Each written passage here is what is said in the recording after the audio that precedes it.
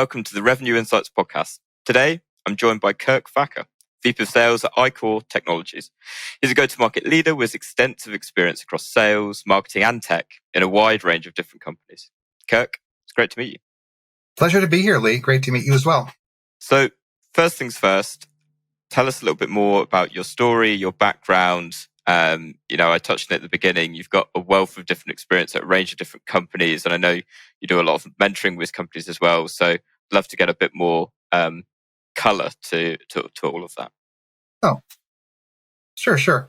So, my background going way back was an English major, and entering the business world. My life partner and wife, who did a lot of tech in her college experience, advised me not to do that for a career. So her advice was to find a tech company and go to the back pages of the want ads, find the smallest ad, and just talk your way in. So not from the sales world, to be truthful.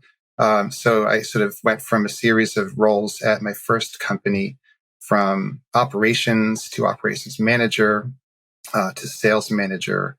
And ultimately, they offered me the IT director position, which is weird. But since then, I've really stayed in sales, and both in traditional companies as well as a number of startups. And fast forward to now, so I'm at VP of Sales at iCorps Technologies, a IT consulting practice.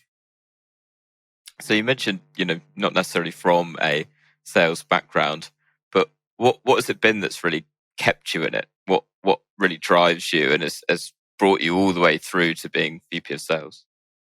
Initially, I was very suspicious. I didn't regard it as a profession, and it has evolved in fairness to my first impressions of it. But what's kept me in it is it's truly, it's complex. It requires a range of soft skills as well as some hard skills. I traditionally think about negotiating and closing being the thing, or just making the phone ring and stuff like that. But it's everything in between. So it's really a robust, wide profession. And that's what I like about it mostly. Always changing too. Oh, absolutely. And that actually comes on really nicely to my next question. Obviously, you've got a wealth of experience. What has been the biggest shift, would you say, in sales? And I'm going to leave that quite broad and open for you. What has been the biggest change, perhaps in the sales process, or hiring, or whatever that you've seen throughout your career?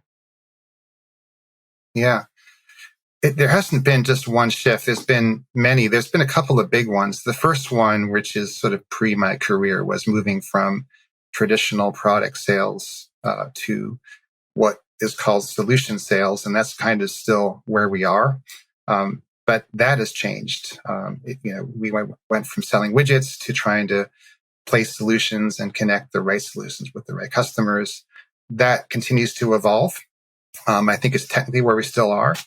But then fast forward to now, and not only do customers and prospects have a deep understanding of your products, your service, your competitors. So the whole value add around educating around products, that has shifted again.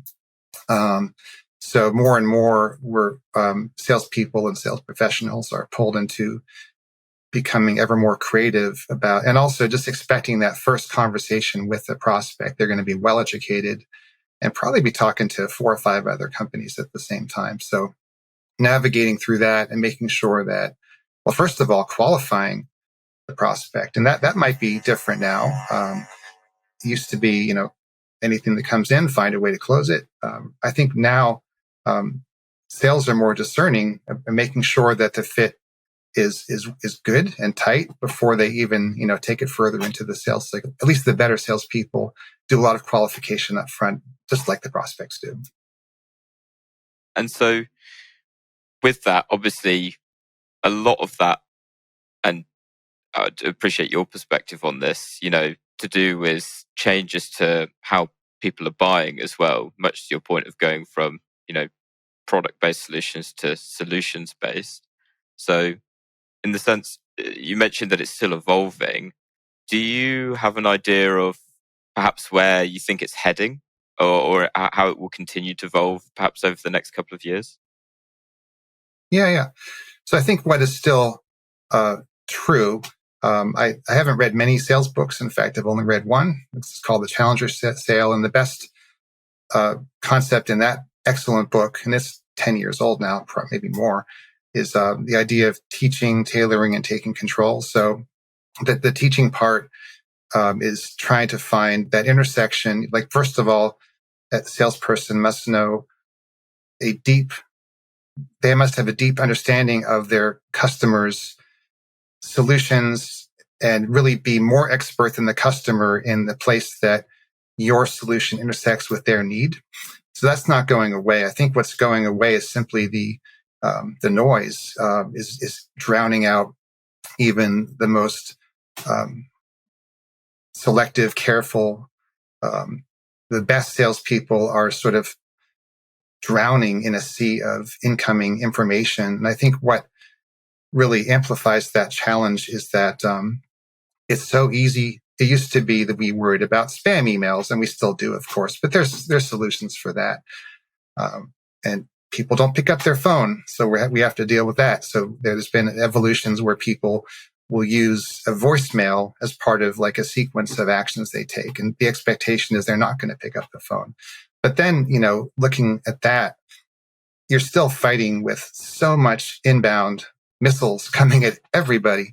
And I think another thing to keep in mind is that first of all, you need to find a prospect that's actually interested, not just in what you do, but when you're talking to them. So I think there's a much longer sales cycle now. And even for small business sales, which is what I'm in, you have to sort of build your reputation, build your story. So part of that is actually becoming, to the best of our abilities, subject matter experts in not just sales, but in the fields that our customers are in. And that really gets to verticalization. So there are very horizontal products, but even in those situations, there are vertical, or obviously there's things like the size of the company, which we deal with at iCorps a lot. But I think becoming pretty deep in terms of, let's say the construction might be, or the vertical might be legal. So you're going to want to know a lot about the legal technology stack, as well as what lawyers and the people that are the back office people, the IT people, the executive director, what they care about. So I think it's really increasingly the personalization. You can't fake it at scale, but I think just to kind of finish off that point, there's so much personalization at scale that is just not genuine. Where people write these scripts and they put you in a sequence, and it just comes at you and at you and at you. So finding your way through that's the hard thing, even if you're good at your job. And I think it's a really great point to make, because certainly from what I've seen, there's a real mixture of different salespeople, where you have some that are very much embracing that, becoming the subject matter expert, and that is helping them to cut through the noise. And then I think there is still a more traditional approach to it, which is very much a case of, spending as much time as possible on selling and, focusing your time in that area. So what would you perhaps say to sales leaders or AEs that are still very much taking that approach? And I guess the follow-up to that is, how do you actually start to demonstrate the value of becoming a subject matter expert in the solutions that you provide? Yeah. There's no magic answer to that. But I think my advice to people that don't undertake that is find a different career, because that kind of transactional mindset is going to be, it's already not interesting and it's a distraction for those that actually are better. But it's so easy to automate. And we see this already, with AI, ML solutions that are sort of like the power tools of sales now. It used to be the marketing stack included inbound marketing, which my wife knows more about than I do because she's a marketing expert. But the idea of sequences, which used to be something, in HubSpot's world, you opt in, you double opt in, you sign up, you in blood, and then the sequences go based on a lot of alignment between the person's interests. They sign up for a newsletter and all that stuff. That's all been kind of ripped over and installed in the sales stack now. So the point is that you can sort of fake personalization, and you can do it not just by picking up the phone repeatedly, but by sending out thousands of emails that sort of sound about right. And that's going to be more and more. It's happening on LinkedIn. It's happening on all the channels now. So my advice is that if you kind of stay there, your job will be gone. You'll be replaced by robots. So while there might be a place for that in terms of that initial prospecting and qualification, using that as your only kind of tool is doomed to failure.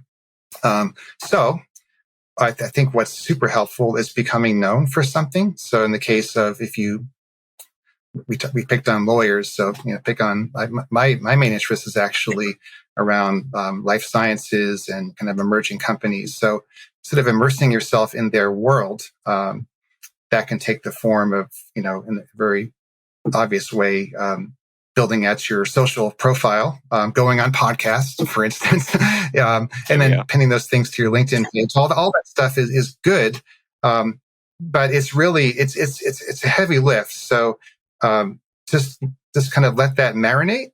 Get out there, meet people, be useful, be helpful. In my case, I do a lot of mentoring. I wouldn't say that's led to a lot of sales necessarily. It's a joy of it for its own sake, but really becoming useful, becoming more of a servant than a salesperson, I think is the future. And then the last point I'll make is listening is so important. I mean, nobody wants to be talked at. So it can be very difficult particularly for salespeople to just be quiet and listen, but people do respond to that. I'm not sure if that answers your question. That's kind of a lot of stuff I just tossed out. So if I need to kind of hone in on the point, I can try again. No, I actually really like the point that you made. And what I'm quite interested to know then, because we were touching a little bit on cutting through the noise before kind of hitting the record button, is, and I say this from my perspective, starting to see more salespeople, being more visible on LinkedIn. And I think it's okay. I'm posting now consistently. Great. I'm starting to make progress with this. And then it's now, how do I actually start to get this to work for me? And I think what certainly I'm slowly starting to see more of is salespeople, start to adopt that approach, realize that, if I actually start giving value to people, then you're actually not even generating leads per se. You're actually generating referrals because, it's then in a marketer's words, it's word of mouth marketing then, where, someone's looking for, I'm having a problem with this, and it comes up in conversation as, yes, I know someone, they've been posting about it on LinkedIn for like the last month. You should probably go and check them out. And it's generating leads in that way. I guess something I'm interested to ask is, naturally, if that's the way of cutting through the noise now, and salespeople start to realize that is a way of generating value, what happens in a year, 2 years time, when over 50% of AEs are starting to use that as a channel, and then all of a sudden it's, oh God, now there's even more noise. So what would your advice be to really cut through the noise, in what is inevitably, I think, going to become a far more saturated space? Wow, now you're really putting it to me here. I'll get there, but I want to agree with you fully.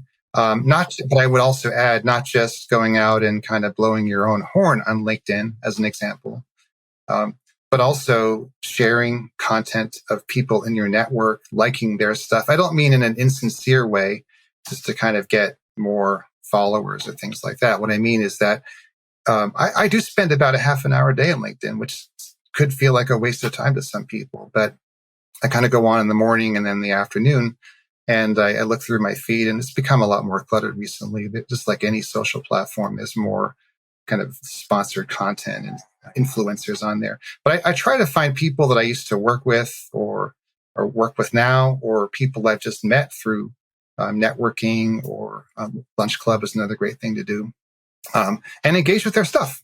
And that's kind, and it gives them more visibility. But it's also in a very practical way. The more you're out there on the platform, not just preaching, but interacting, liking, being supportive, being useful, reposting job openings, that kind of stuff.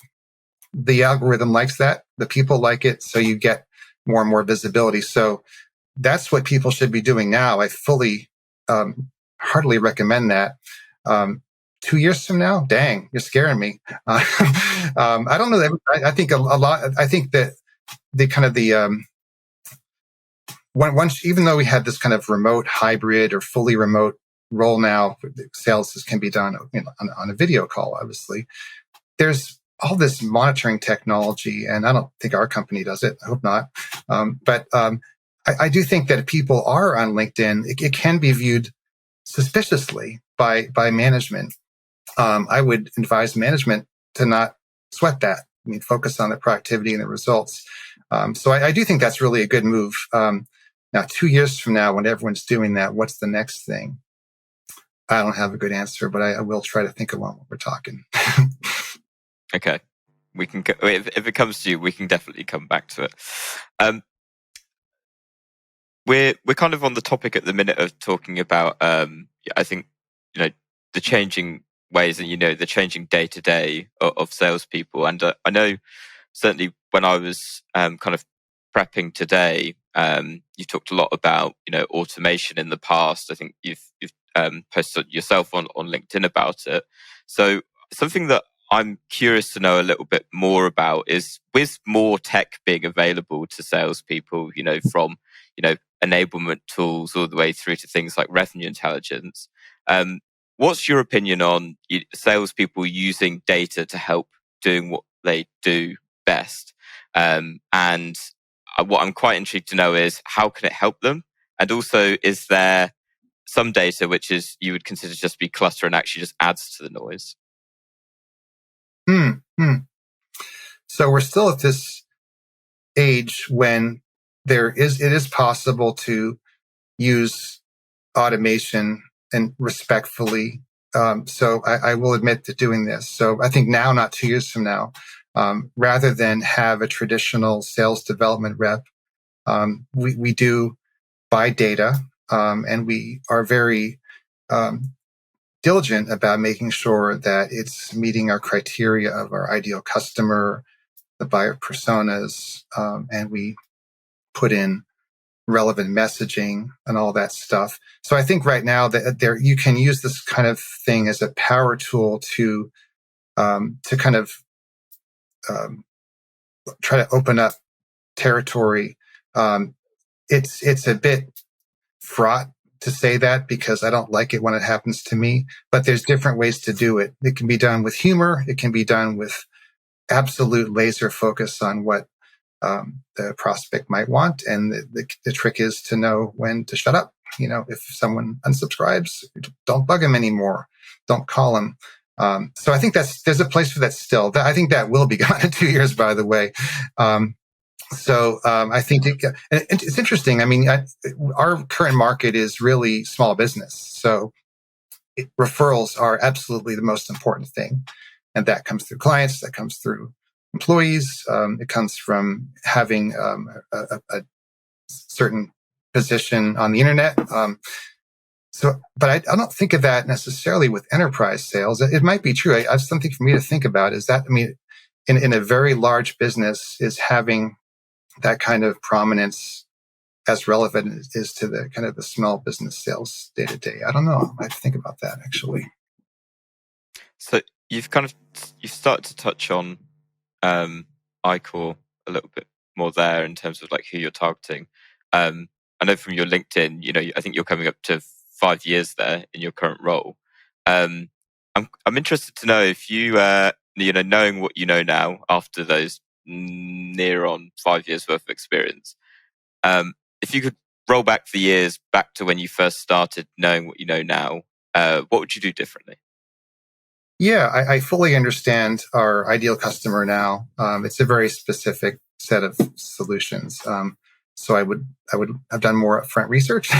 But I think, frankly, just in those 4+ years, things have changed so much since then. Like when I first joined, it really was kind of somewhat transactional sale where you could still land at the right time, somebody ready to buy, and just kind of do your thing. I think it's become longer term now. Would that have changed my behavior earlier?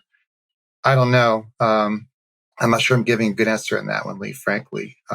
I've been with a bunch of different companies, and 5 years is almost a record for me. So I think in each one, you kind of have to learn over, because I don't tend to come into a role with a lot of depth in the industry. I'm very much a generalist. So I think I would have prepared more about the IT world.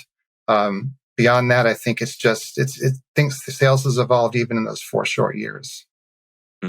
And you touched on going from, very much being transactional when you went in. So what would be interesting to know is, in that time, how have you pivoted it away?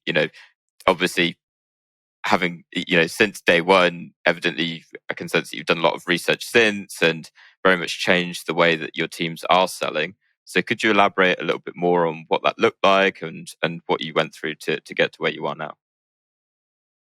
Yeah. Well, initially, we did a lot of cold calling, not me personally, thank goodness, but that was a very important part of the sales process. It's less so now. I think to our earlier point, just establishing some kind of brand presence, being useful.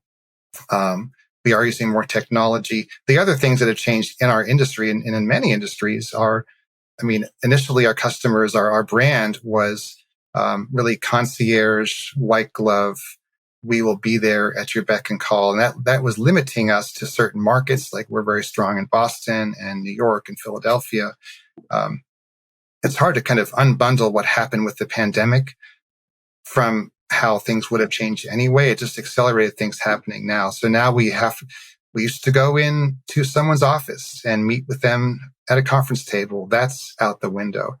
So I think it sort of accelerated the move to the cloud. And at the same time, our customers have moved to the cloud. There really are very few now that have on-premise infrastructure, which was at the time really important to have that kind of, we'll be there in a minute to fix your server approach. And now we can do any of these things, almost all of them, fully remotely.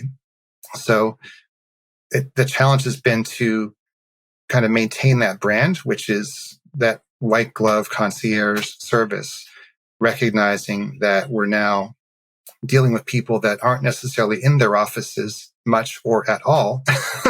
They don't have infrastructure to fix. So I think this may answer your point. We've gone more from an IT company to more of an advisory consulting company. And I used the word consulting earlier, and that's always been kind of our brand, but it's more true now. So we've introduced things like a virtual CIO service, a virtual chief information security officer service. We do a lot around security in a way. So that's not sales changing. That's the customer's needs changing. And I think we're adapting to that. Back to the issue of education, my sales team has to know a lot about a lot of things, but we're super focused now on security, which is top of mind for almost any business and any business leader. Again, just becoming more expert in that we can add value.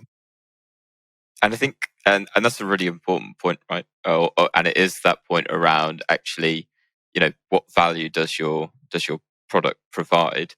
What was the penny drop moment when you kind of went, we need to actually shift from transactional selling to, if we actually just tell them, how we're going to make their lives better, how to make their day-to-day easier, that's actually what people are engaging with now. Yeah. Yeah. And I don't want to diminish the transactional nature of some types of sales. It's still a thing. It was simpler. We had a very unique solution even before I joined. So that was differentiated. But the actual process of getting out there and meeting people and engaging was more scale, basically doing a lot of calls, a lot of emails, a lot of LinkedIn stuff, and just kind of just trying to soften up the ground. I think if there was a penny drop moment, it was just noticing how much each of us is assailed by that kind of stuff. So it wasn't an aha moment. It's like an OMG moment that this is just it's getting ridiculous, and we have to find a better way of engaging with prospects than just behaving in the same way that we are behaved towards by the less respectfully minded prospectors. You mentioned earlier in our conversation that you do a lot of mentoring. So I'm interested to know, is there perhaps one particular issue that comes up frequently in your mentoring sessions? And if so, how are you recommending to solve it? Yeah. So having made a lot of mistakes in my life at a lot of startups, I come from that perspective. But I would say today's entrepreneurs have some of the benefits that earlier ones like me didn't have. But then again, back to the problem of just noise. The advice I always give, which is not brilliant, is that spend a lot of time up front validating your idea. It can be very tempting to assume because it's cool that other people, other companies want it, need it. There's a lot of ideas that sound great, but you have to test the business model. So a lot of what I do early on is help them validate not just that their thing can work and that it's cool, but identifying the market and then doing a lot of research into the idea with prospective customers. It's not rocket science, but it's something I haven't done. My first few ventures, this is cool. And therefore we're going to be able to sell it. So the strategy, I think, is really important. And the entrepreneurs tend to come with really deep expertise in one subject matter area. A lot of them are engineers, right? I deal with a lot of people at MIT. But then they're not, and this is just a matter of time in, they're not used to people necessarily, or they're a bit shy about reaching out and trying to test their ideas. And I think that's, it's so important. So making those first 100 calls or emails, whatever it is, talk to, maybe more like 1,000 emails and calls to talk to at least 100 people about your idea. And that's part of it. You can just put that on the blackboard, but then you have to do it. So the other thing I think is helpful that I do and my other colleagues do in these programs is keep people accountable. For each meeting that they come with homework, right? So our job is to see how they did, and then help them plan the next 2 weeks until we meet again. I'm interested to know, is that the type of, do you implement that kind of framework into your teams at iCorps as well, in terms of like the framework around those meetings and having the homework, as we can call it? I'm fortunate to have more senior salespeople usually who have been around, and I think back to who you choose to be on your team is super important. People that are incapable of listening, they don't get hired at iCorps or anywhere else that I'm working, that I have influence over it. So the people coming in already have a listening mindset. They're already solution minded, or else again, that's all the hiring process. So it's not the same problem, and most of them are outgoing, or else they wouldn't have chosen sales for a career. So it's a different thing. I think the part that's the same is having a clear plan. It's very easy to get distracted by, your phone, and anyone have a number of things can offer distractions. So having a clear plan, what you're going to do this week, and kind of plan out the week ahead. That's something that may be a bit like the advice we give entrepreneurs, to really make a plan, follow it, learn from it, and then make a new plan for the next week. Something that, now obviously on this podcast, we've had a lot of revenue operations leaders as well as like sales and CROs in the past. So I guess first question is, are you running with a revenue operations team over at iCorps? And if so, what does that relationship look like?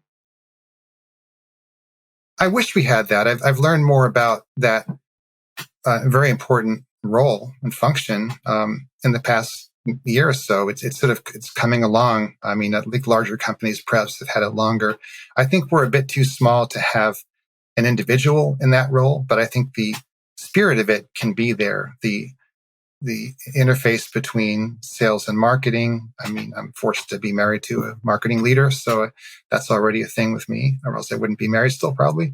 But then our business is, my team is strictly new business. So the other part of what RevOps would support, as I understand it, would be not just sales and marketing, but customer success. So at iCorps, those are all three, not silos, but they're three separate functions without an obvious integration point. And I can see the value of that, and how we're handling that is more as the management team, as the executive team. We meet once a month, and we meet weekly actually, but we meet once a month specifically to talk about what's working, what's not between the different functions that all generate or produce revenue for the company. Amazing. Kirk, I want to move on to a final question. And I feel like I might know the answer to this because you kind of name dropped it earlier. If you could recommend one book to other sales leaders, what would it be? I'm afraid I've already recommended it, but it holds up. I mean, I wouldn't recommend it if I didn't believe in it. But that said, I think the advice I would give is to read lots of books. So and this may not be a direct answer, but I think you have to, in every role, not just sales, not particularly even sales, you have to learn continuously. So find what interests you, mix it up, but just be intentional about reading, whether it's physical books or I put them in my ear with Audible, whatever you do, consume information all the time, keep up with it. Listen to podcasts, listen to this one, for instance, but listen to all of them. I think that's really, be a continuous learner. I think that's my only way of saying, and that's how I found the Challenger sale 10 years ago, by a recommendation, but just keep reading. Absolutely. Amazing. I think that might be the best answer I've had yet to that question. So thank you. Cool. Sure. Kirk, it's been wonderful to have you on. For anyone listening, I know you're really active on socials. Where can they connect with you, and where can they learn a little bit more about what you're doing over at iCorps? Cool. Okay, sure. So a couple places. Kirk Fackre. I'm the only Fackre on LinkedIn, probably. Luckily for me, I have a website, fackre.com. But I'm a discerning networker. Like, if people prospect me on LinkedIn, I will shut them down. But if they truly want to connect and have even one conversation, do that. As far as iCorps Technologies, what we do there, it's icorps.com. If you want to know more about that. We will put that down in the show notes, but I really appreciate you spelling it out. So thank you.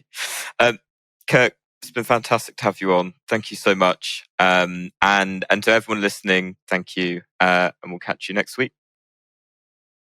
Thanks so much, Lee.